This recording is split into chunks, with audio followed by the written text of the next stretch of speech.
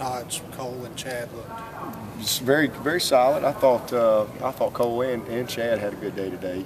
Taj, was probably not quite to his standard day because he had a couple of interceptions. But Taj has had a good spring. He's been really solid. I think we're very comfortable with him. We've kind of, as we should at this point, in a fifth-year senior, we really hold him to a high standard.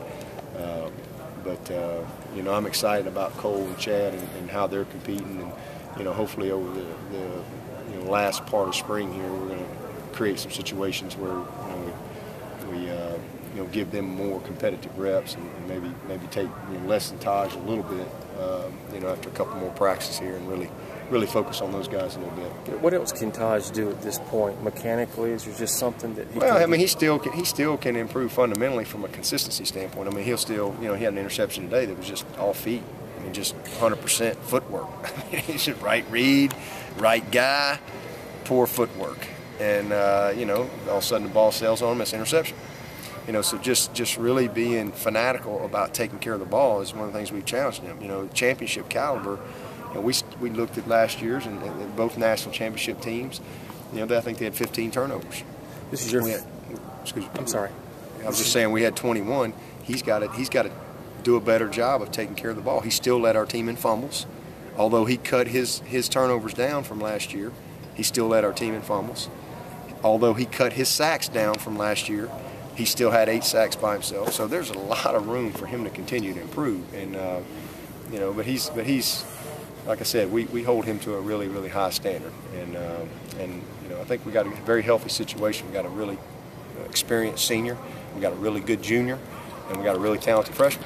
So it's a good, healthy situation. And Nick Schuessler's another guy that is going to get a good bit of work these next couple of weeks, and I'm impressed with him. This is your 5th spring as head coach. What's different about this spring? What maybe separates this spring from all the others? Well, they're all different. You start over every year in spring ball. It's just everything's new. As far as just the chemistry and the leadership and all that stuff. But I think the biggest thing this spring is we've got a lot of experience back. You all know we signed 12 that first year. And then we signed, about 18 or so the next year came in here. And, so we've had small classes here, right here back to back. We had 11 scholarship seniors last year. We got 10 scholarship seniors this year, and 2 of them came as walk-ons, Catanzaro and Fagenbaum. And I think both of them have more than earned their scholarship. So small senior groups didn't lose a lot of guys from last year. From a number standpoint, we lost some good players, but not a lot of numbers, and so we've got a lot of guys this spring that have, they've all been recruited here with the same message. This is that first class. There's 8, I think 8 of them that were in the Dandy Dozen that are seniors this year. 3 of them were last year that played as true freshmen: Malachi, Meeks, and Creco. So it's been fun to watch them, but they've won 21 games in 2 years. So there's a culture that I like. There's a foundation that I like.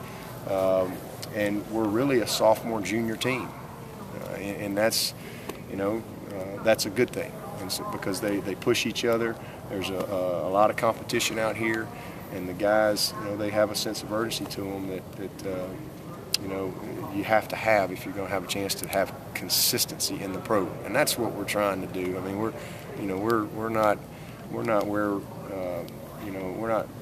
to the point yet where everybody's just going to say, yeah, Clemson, that's a top 3 or 4 team.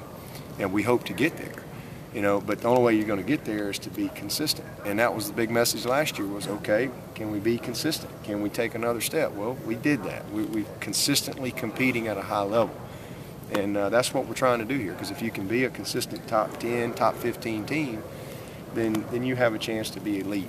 And, these guys, I think, get that. I think they understand, again, that there's a lot of work to be done. You don't have – everything counts because there's not a lot of room for error. So everything counts.